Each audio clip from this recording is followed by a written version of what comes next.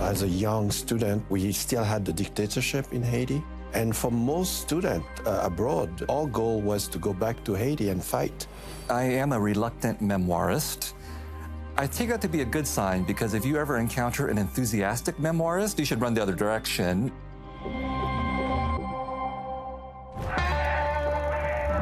I want people to look closer at the ugly side of history and the roots of violence and inequality today.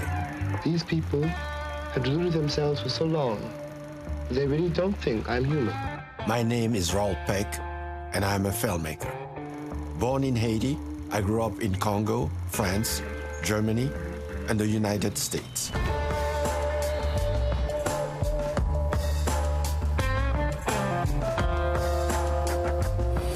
What kind of species are you? This guy. I point my camera where others prefer not to look. Racism, colonialism, genocide, but also resistance. This is our land, right? This is our water, our club, everything.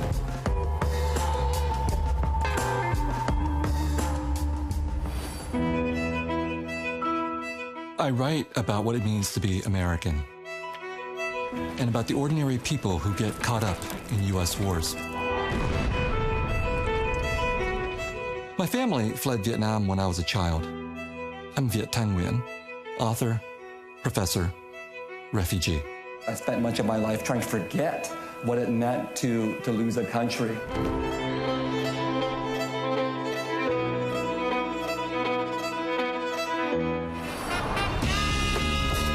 The Vietnam War, it's over. Your job has just begun. I've always felt like a spy in two worlds. I explore the politics of memory, the history we're told to remember, and the things we're told to forget.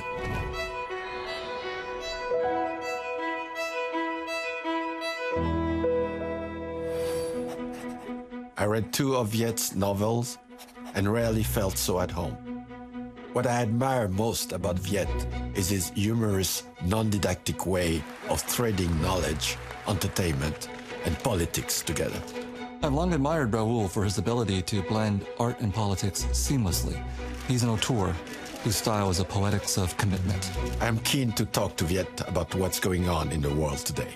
I'm excited to talk to Raoul about how art can challenge the damaged world we live in. So, what are the stories we tell ourselves about ourselves? And how do we face our past to change our future?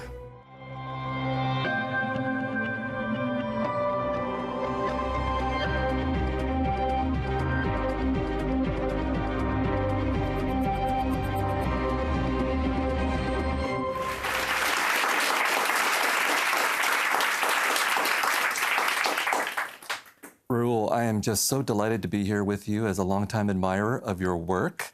The last work of yours that I saw was Exterminate All the Brutes, which is a 4-hour documentary about colonization, genocide, and white supremacy.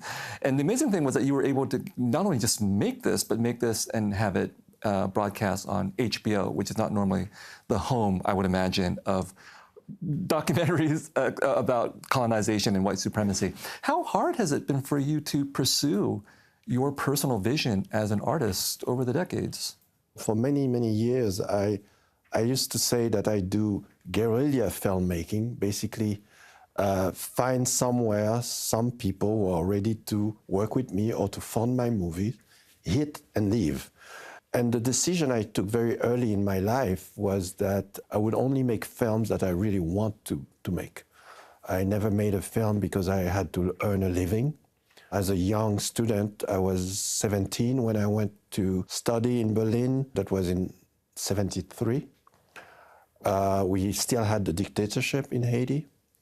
And for most students abroad, our goal was to go back to Haiti and fight. So for some reason, politics was, our DNA. And I transmit that to my work, that every film is a possible last film. So I never hold back my punches. I always thought you have one shot, so make it work. Yeah, I take that very personally because I try to do that in my own work as well. It's been very important for me to do exactly what you said, to come to the realization, which would take me decades to come to this realization, that I had to write just for myself. Yeah. But I wanted to ask you something. I remember reading your first novel. It struck me as, that's the first time, really, that I thought, wow, an American writer, but not totally an American, but who understand extremely profoundly what America is, and also be totally on my side, you know. So at what point that moment came to you to find the way to be exactly in between and in both completely?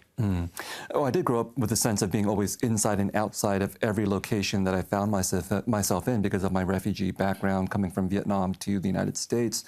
And I think I had an intellectual understanding of what the country was and of what I thought my art should be, but I didn't have the artistic capacity to realize that vision. So it would take me many years of struggle, of writing different things before I was able to write The Sympathizer. And I felt that The Sympathizer was really the moment when I could start bringing my artistic vision closer to my political vision of what America is, but also what function the artist can occupy relative to such a massive idea as that mythology that Americans have built around this notion of the country, which they've exported all over the world, and then also deeply internalized within themselves. And I think that's why I feel like we are sympathetic to each other's projects. There's some overlap in these colonial histories that have produced us.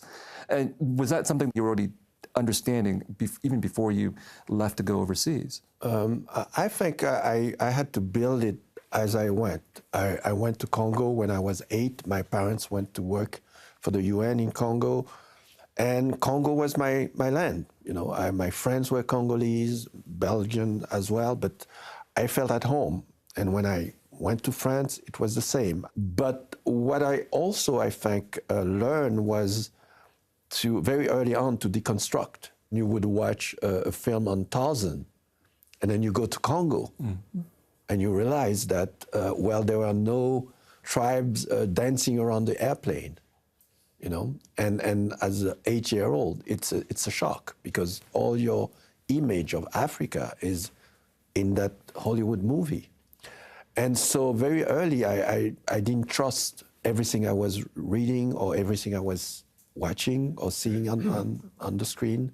I remember reading your book, The Sympathizer, having 2 Vietnamese, one a communist, another one, you know, with the US Army, having an ideological debate, you know, and not being afraid to even use the word class struggle, communist. In a US environment, what does something very conscious for you? Absolutely. The pressure placed upon someone who is seen as a minority for whatever reason is to always speak to the center of power.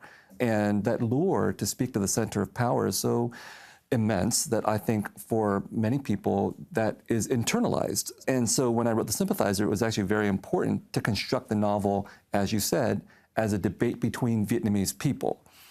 And acknowledging that just because we're Vietnamese people doesn't mean we think the same, feel the same, see the world the same way, but that because we're talking to each other, we don't have to translate our worldviews for the benefit of the center of power, whether it's the United States or whether it's France or whether it's other imperial countries and perspectives. And I feel that in your films very, very strongly, that there's certainly a consciousness of colonial history and the way that it affects how stories are told, but also how it affects the storytellers who come out of these colonized situations. Yeah, it's not to accept that other people could determine who you are. You know, that's something I also learned very early, and Baldwin is somebody who would always say, I can't let anybody determine who I am, because I'm in construction. I am something I don't know even. So who are you to dictate me, you know, where I stand in the history of the world? And that's why I can imagine the debate with your editor, pages and pages of 2 Vietnamese talking with each other and talking about their history and forgetting the central world. It's rare nowadays to be able to do that.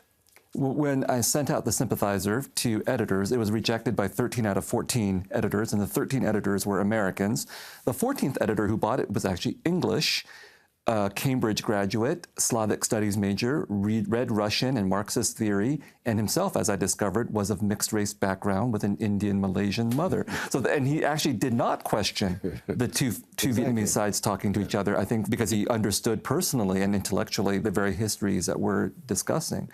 And you were talking about Baldwin, and Baldwin was the subject of I'm Not Your Negro, this really powerful documentary about Baldwin's work and his influence. And Baldwin is probably best remembered for his writing from the 40s through the 60s, but they're also still resonant today because Baldwin's political, personal, philosophical insights about race, colonialism, white supremacy, they have not gone out of date. And I find that very inspiring, but it's also rather discouraging because things have not changed that much in 60 or 70 years. Are you depressed, or do you find it energizing that there was someone like Baldwin that you could refer to? People ask me that question, and the quick answer is that I can't afford to be depressed. Mm-hmm. The world in front of us is a big question mark. And when I was younger, I would say, yes, it's a question mark, but we are a collective. We can fight against it. But today, I don't see the structure who helped me find my way. And on every level within the society, we can't say that the unions have the same power they used to have. Every institution had a youth organization, and the elders were important. I was educated by my elders. Nowadays, anybody have access to everything. So even the notion of elders have disappeared. I was very reinforced. You're much younger than I, but that you still talk from the solid point of view of Césaire, Fanon, Baldwin, that those were still your references. You yourself brought up unions, movements. It's very rare for me to have conversations with artists, writers in the United States where that ever comes up, the idea of politics beyond the representational sense, if you're in the United States or maybe here as well. When writers talk about politics, they're talking more about, are we included, are we represented, or are our stories being told, or our voices being heard, all of which is important, but not politics in the sense, as you mentioned earlier, class struggle, mass movements of people. And for me, the reason why I turned to people like Baldwin, Césaire, Fanon, Du Bois, and other writers and intellectuals is because I could see in their work that they had artistic visions about themselves as writers, but also about themselves as thinkers and as activists and as people who were parts of larger revolutionary struggles and movements. That's how I see myself. For me, the demythologizing of white supremacy and colonial ideologies has been a lifelong project. I would touch to something you said within that, which was not to separate the fact to be an artist and an activist, or to be engaged in the society you live with. For me, that was never to be separated. One give the legitimacy to the other, to always question, who are you, what is your place in society, and what is your role?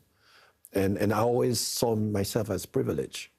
So an additional incitement to do something. I grapple with the question of privilege because I don't think it's healthy to feel guilty about one's privilege, but it is healthy to be aware of it. And then for me as a writer, to think about what can I do with that privilege? And to think that when I wrote something like The Sympathizer and it became successful, it was also because these literary and political movements had come before me and through decades of struggle had created a space, an opening for someone like me and my novel to come through. Yeah. The artist who goes around believing in their own genius, to me, is a very, very worrisome person. In some ways, to be a filmmaker is to be engaged inevitably with some degree of collaboration and the economic machinery of making movies. How does one be uncompromising when there's so many other people involved with one's art? Well, you have to find the right people, because they exist. When I studied cinema in Berlin, going to work in a TV station was being a traitor, because you join the establishment. And I was fighting with some of my colleagues at the time, said, but who are you making films for? You know, if you don't go where the people are watching. And that's something I always kept all my life, is to make no compromise, but to go where the largest audience could be, you know, to make my film accessible. There is a way not to make compromise and find the right financiers to finance your film. That's the advantage of democracy, is that democracy, in order to justify itself, need to leave, you know, places where people like me can go. Mm-hmm. And you just have to find them. And there are enough people that, you know, are in position of power, but that have enough bad conscience to to come join me. But it's always a choice. You have to be conscious of it, because it's easy to accept a project and you say, well, I have the money to say certain thing, but usually it's not true. If you don't have all the keys in your hand, if you don't make the editorial choices and the final cut, you basically, you know, don't own your whatever the work you do. You know? We will end this section on that optimistic note that there are openings for those who are uncompromising. And now we're going to take some questions from the audience. So please raise your hand. I see a gentleman over there.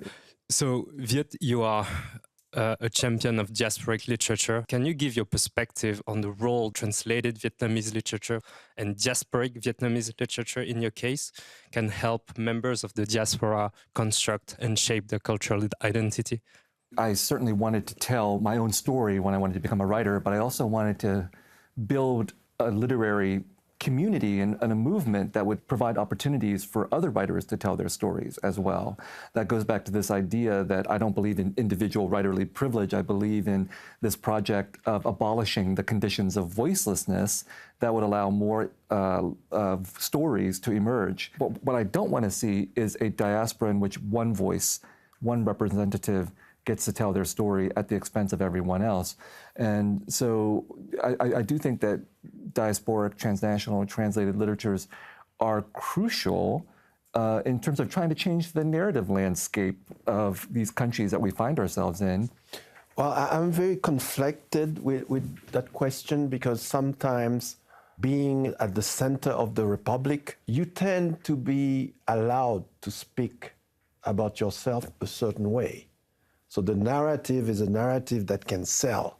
And at the same time, for me, it's as important to have the connection with where you come from. I never felt I was totally free in the thematic I choose, because when I go back to Haiti, I have to confront my friends, my family, people I grew up with their reality.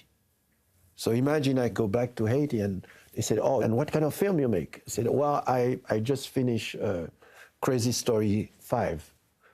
I wouldn't be proud to have that conversation, because that would mean I don't know what you're going through.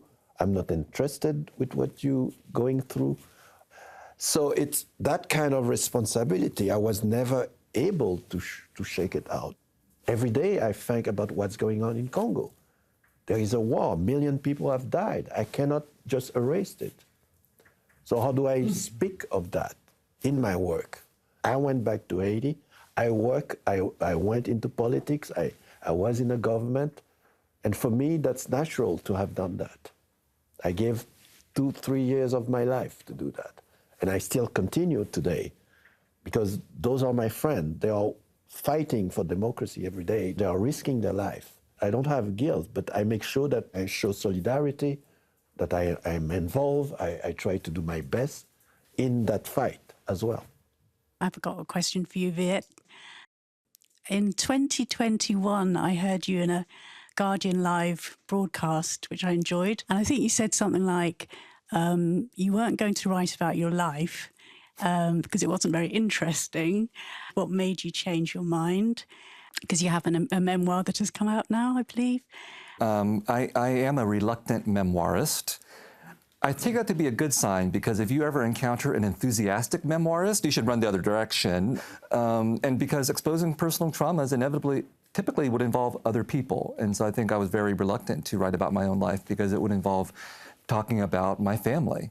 And so I did feel the compulsion eventually to write this memoir because I could finally make the connections between my family's personal experiences and my own and larger historical tapestries. I've spent my career and my life grappling with big political questions of race and colonization and that scale of otherness. But hopefully a sign of my maturity as a human being is that I've also come to be able to recognize that otherness is also not just taking place on these vast scales, but also on very intimate scales. And sometimes the people who are most other to you are the people who are right next to you. My parents, my family. The difficulty in writing a memoir is to understand that your ordinariness can be the site of intense conflict. And if we're able to excavate enough and we tell the most honest story we can about our very minor experience, we might be surprised by how many other people can identify with what we think is so trivial. In Exterminate All the Brutes, there's a line about knowledge is not what we lack. And I guess it's a question for both of you. How do we confront the kind of willful ignorance or self-inflicted amnesia that really seems to dominate a lot of the debates about the past? Well, I wish I could be very optimistic in that. I think we are losing that fight. In one of the chapters in the film is like the arrogance of ignorance is the title.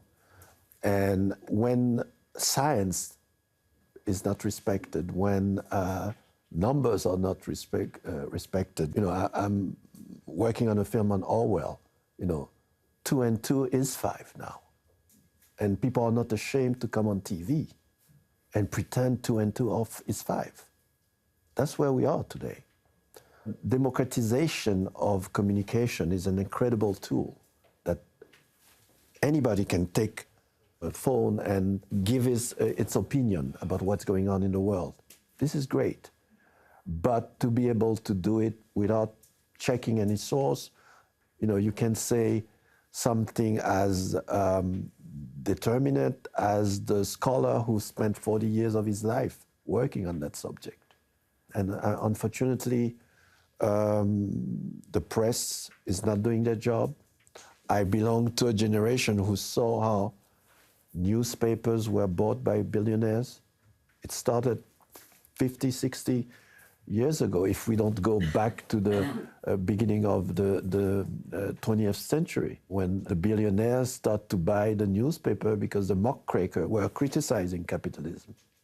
So they knew that's where the power is. I'll try to turn that in a slightly optimistic direction. Good luck. Artisan scholars are lonely voices, and that's where the Baldwin example becomes important, right? Because he probably thought that he was facing a time of catastrophe, as we feel we're facing a time of catastrophe. But then the lonely artist, the lonely scholar still has to have that sense of conviction and voice and vision to continue doing their work, even in the face of these enormous oppositional forces. Power has been centralized, but there's still that opening that you described earlier, where committed people can create their own organizations and institutions and communities outside of that. They might be very small, they might be overwhelmed, but nevertheless, that act is where the optimism comes in. And from those small moments, larger movements may build. That's the best that I can do. Okay, that's the best that I can do. But let's end on the note of optimism. It's very hard for me to pull that off. Yeah. No, but I will make an effort to approach it. What I used to tell to people is that it's you who determine what the future is. We are a collective or not. So if we just sit and watch what is going on out there in the world, the worst will happen. We make our history, I know it was not that positive. Positive enough. It means work, yeah.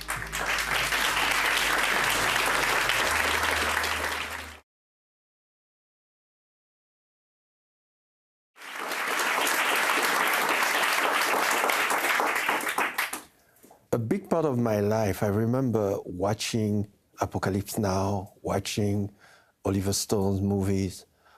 I remember as a young student in Berlin being really angry about those films. And reading your book, I had a sort of jubilation because for the first time, that war, those crimes were shown in a more realistic light. And I felt your characters were addressing the real questions. How did you live through those Hollywood films that portrayed where you came from? Oh, well, I was growing up as an American and watching people like me, the Vietnamese, being shown on screen doing horrifying things or having horrifying things done to them, and yet not having the capacity for speech or for intervention, I think had a tremendous impact on me. But coming to an intellectual and political awakening in college, what that led to was my understanding that Hollywood was the unofficial ministry of propaganda, and that American soft power was, I think, just as important as American hard power in exercising American domination. And that this vast concept had a very intimate connection to me because these movies were bombing me in this intellectual and emotional sense. And understanding that enraged me. And because there's a repetition of modes of domination and power and subjugation, which would allow someone like you in Berlin in the 1970s to recognize a situation that was pertinent to me, that makes me think that my anger and my rage are steady, that they will never go away within my own lifetime, and that's depressing, but also energizing.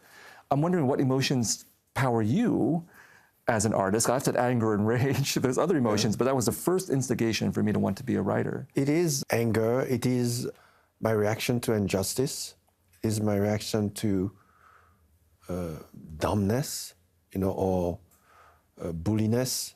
And I'm talking about empire killing other nations. Maybe it's because I come from Haiti, where we have a very proud history of being one of the three major revolutions of the 19th century, at the time where there were no other free black republic. So I went into the world with that knowledge, and my pain or my anger, I think something that is sometimes detrimental to my health, is that I feel the same pain when I see what is happening in Congo, or what was happening in Cambodia, or what was happening in Vietnam, or what was happening in Palestine, and also what happened in Germany during the Holocaust. I remember September 11 in New York. I was in New York. And the first week, that was a sort of world communion of pain. And those are moments where you say, okay, we live in the same world. And then very rapidly, I saw the American flags coming out. I saw this sort of anger against the foreigners, against the people who are me, basically. And I felt, and that's a different kind of anger, where I felt you were stealing my pain and make it something that is only belong to you.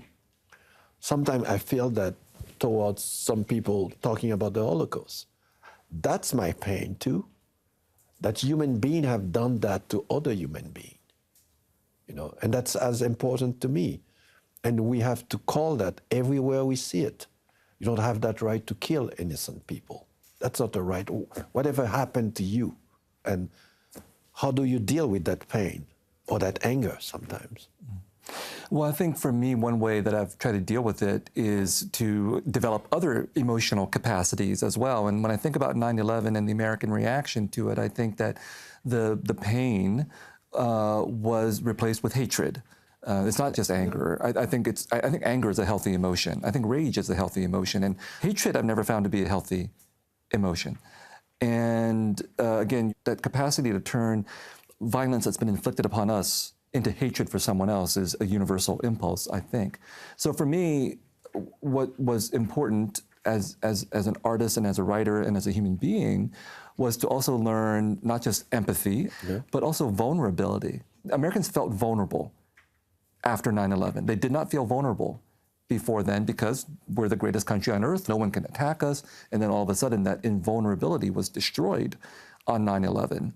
And that was the opportunity for Americans to, as you said, recognize the opportunity that was offered to them to understand that, in fact, we're all vulnerable and that we have been using our power as Americans to violate other people's vulnerability.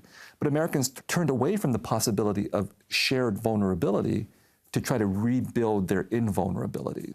Personally, I've survived in the world as a refugee and in the aftermath of that by being invulnerable. But I've become a better person and a better writer by opening myself up and trying to think of vulnerability not as weakness, but as strength. What emotions have been the most difficult for you to confront or to turn to or to try to develop? I think I struggle a lot with myself, so I don't think I resist any critical, judgment about myself. I'm a very good critic of myself, so I have that fight within me, but I try not to let emotion dictate any decision I take. I've learned to be very rational with my emotion because I don't trust them in terms of, I'm a human being like everybody else, so I react. I may feel hatred, but hatred is negative. So I have to deal with it and understand why do I feel hatred and before I even act upon it. And I think that's what protected me of making too many mistakes in my life, but being in so many places, to be able to react as a German in a German setup when something happened, or as a Congolese, or as a Belgian, or as a French. So and I learned to have that distance. For me, I feel that I'm inside and outside of the United States, inside and outside of American culture and American mythology. I'm also inside and outside of the English language because I grew up in a household where Vietnamese was the only language spoken inside the household, and yet English was infiltrating through the TV and through books and so on, and that's allowed me to do certain kinds of creative innovations with the language, at least in my own work. I'm wondering in your own work whether there's a parallel in your insider outsider status, how you see your own work in relationship to this larger body of cinema. Yeah. Well, I was very fortunate to study Marx very early when I was in Berlin. And there is a small book, and in it, Engels explained how he and Marx work on philosophy, economy, and how they base their work upon the critique of previous, philosopher, previous economists, and how this is what you do in order to progress. You don't just say, well, this is bullshit. I'm going to write my new ideology or my new theory. No, you learn first what existed. So that way to apprehend, what I would call the riches of humanity. It's our humanity because our world is built upon each other. So the idea that you are always on the shoulder of a previous generation was always key for me. I used everything I can get my hands on, and then if I have to deconstruct, I deconstruct. But I wanted to link to that. You have something with your humor in your books, which, sometimes the way you use it, it's really, I'm not sure every American reader understand it, but being from outside, it's incredible hilarious because I know those moments as an immigrant or as a foreigner in a country, and you use it a lot, that type of irony. Irony, satire, absurdity, surrealism, jokes. Yes. I think all of those are really important literary and artistic tools, but they're also tools for survival as well. Sometimes making a joke is our way of coping, but also our way of fighting back. So I have to confess that I watch a lot of Instagram reels of stand-up comedians, and I'm observing the effectiveness of their jokes as both entertainment and provocation, because you cannot explain a joke. And I like literature and art that does not explain itself and leaves the reader or the viewer to sit with the joke or to sit with the provocation And the reader or the viewer's reaction to that tells the reader or the viewer something about themselves, if they're cognizant of that. The opening epigraph for The Sympathizer is from Nietzsche, that even torture can make us laugh. And I found that to be a provocation. I found that to be a challenge. Can I make torture funny? And hopefully I succeeded. So my question for you is, what is an artistic challenge that you thought would be very difficult for you to confront, but that you were then able to do so? I did almost 3 films about genocide, one in Rwanda, and Exterminate All the Brutes. It's going to the roots of genocide, and how do you explain that in a way that is not too didactic, but a way where emotions are possible and not continuing to degrade what the other person is, the concept of the other is an animal, so that you can kill that person. And it's a notion that, unfortunately, that we can see in every single genocide that happened on this planet. And the person who invented Limkin, the word genocide, because there was no word to describe the fact that basically a state is getting rid of part of its population. And Lemkin have studied them, and he had a list of more than 100 genocides that happened in the human history. The United States was one of them. But after the Second World War, nothing really was made so that Lemkin's studies were really known in schools everywhere, because the winners had no interest in that. And I know the discussion right now about Gaza is very touchy, but I recommend everybody to watch that list of items that is a real sign of genocide, whether the way you treat women, children, the deprivation of food, of course, bombing, absence of shelter, and whatever we can think of what is happening in Gaza, all those criteria are there, But it's impossible sometimes to have a discussion, because we are forced to take a side. It's for me, there is no side when in regards of innocent people dying.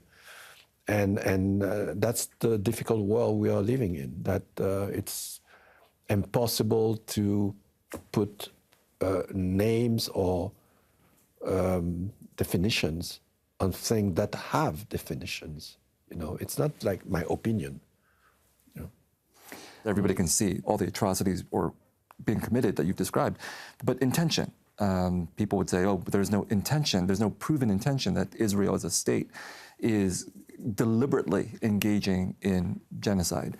I disagree with that idea, obviously, because there have been many genocidal statements given by Israeli ministers, political leaders. We have intentionality displayed in the videos that Israeli soldiers themselves have recorded. But I find this experience really strange to think about as a human being, but also as a writer, where there's a text that's being said, spoken by Israel and the U.S. and supporters of Israel, saying we're doing this for self-defense, we're doing this for humanitarian reasons, we're doing this to prevent anti-Semitism and so on. And yet there's a very clear subtext. We all can see the bombing that's taking place and the massacres and so on. And I find that so absurd that somehow those of us who can see the subtext are supposed to ignore it and just focus on the text. And that's provocative for me as a writer, to think about the capacity of literature, filmmaking, art to try to respond to this. And in the immediate moment, as all of this is happening, it can be very debilitating to think of the insufficiency of something like literature to respond to this moment of crisis. In some ways, it's retrospective what literature can do. Like maybe in a few years, someone could write a novel about it from Palestinian perspective. It doesn't make me give up on literature. It does make me feel inadequate as a human being. You know, you can see some of these images that people are recording on their phones and beaming out on the very social media that you were critical of a little while ago.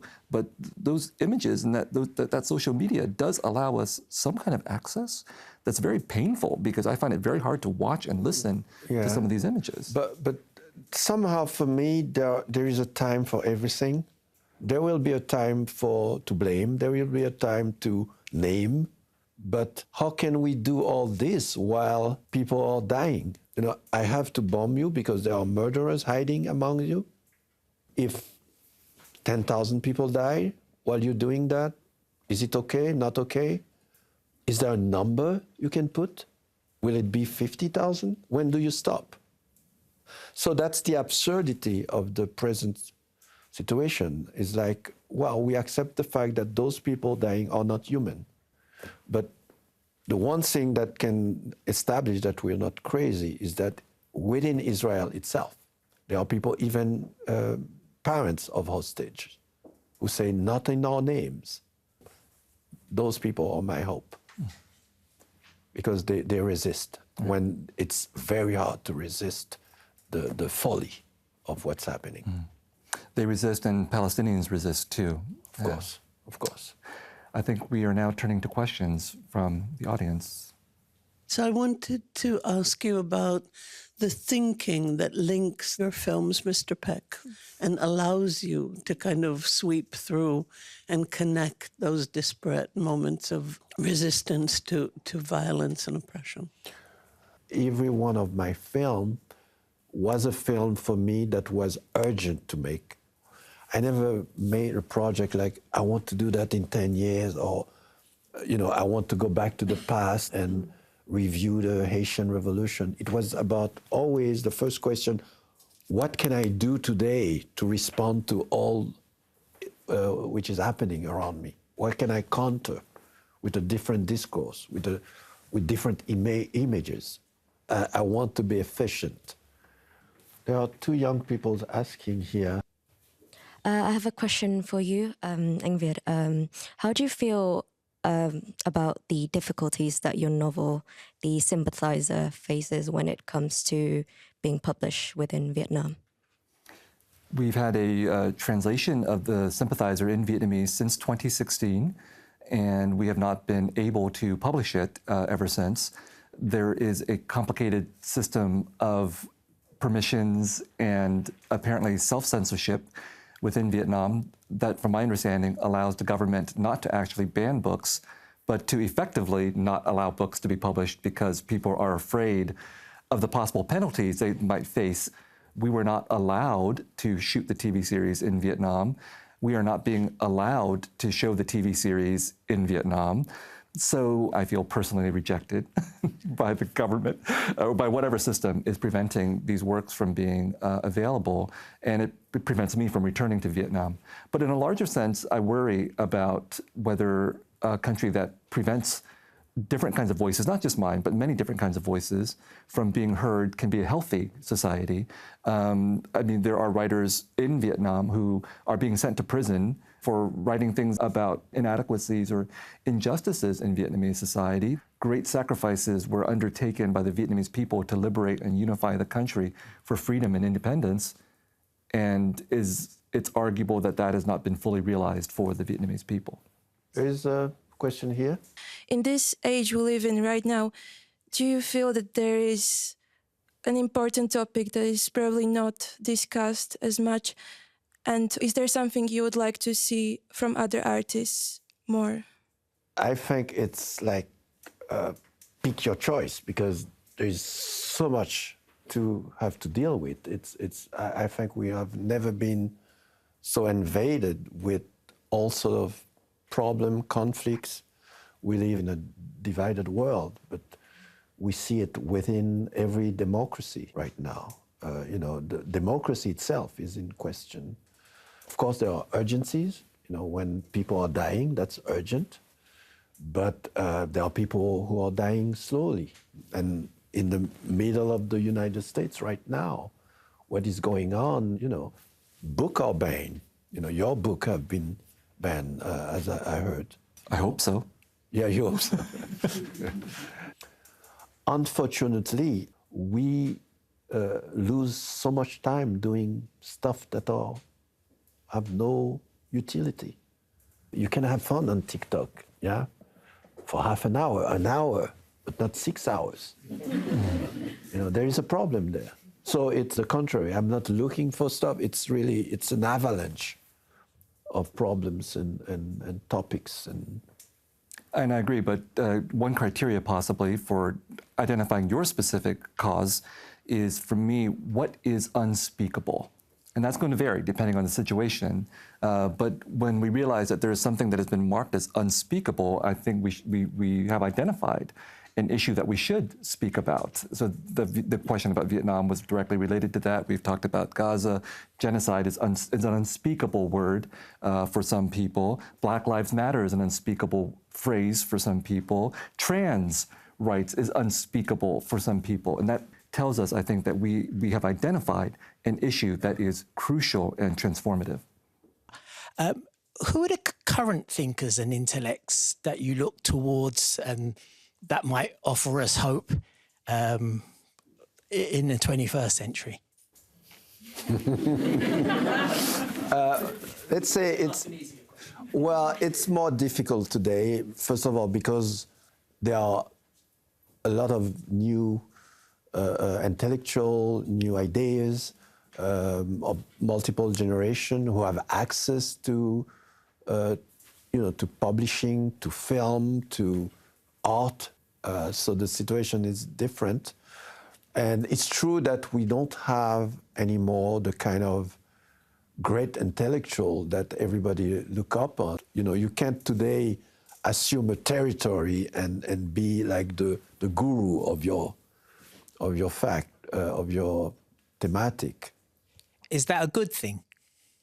It's a good thing, and it demands much more effort for a younger audience to find those people. If you have teachers like Viet, yes, you will get to them quicker. But there's a lot of confusions. There are a lot of self-proclaimed gurus. But Viet, you should say something. Mm-hmm. I think there are people, but rather than focusing only on individuals, I want to return and maybe conclude by referring to one of the themes that has been a part of our conversation, which is that artistic and political transformations are not only due to individuals, but to collectives as well. So I do take hope in the fact that in the onslaught of misinformation, disinformation, power politics, imperial politics, we still see movements of resistance that are taking place where people are in the streets, old people and young people, organizing themselves, having themselves arrested, and that they are probably inspired by any number of important thinkers. But also these movements of resistance now and also in the past have inspired these thinkers. So their ideas were also generated out of moments of collective political resistance and revolution. And I think there's hope in that there's hope in that anonymity versus hope only in the names of famous individuals. I will agree to this. Raoul, it was such a pleasure to be talking with you tonight. Well, likewise, and I hope we will continue our discussion.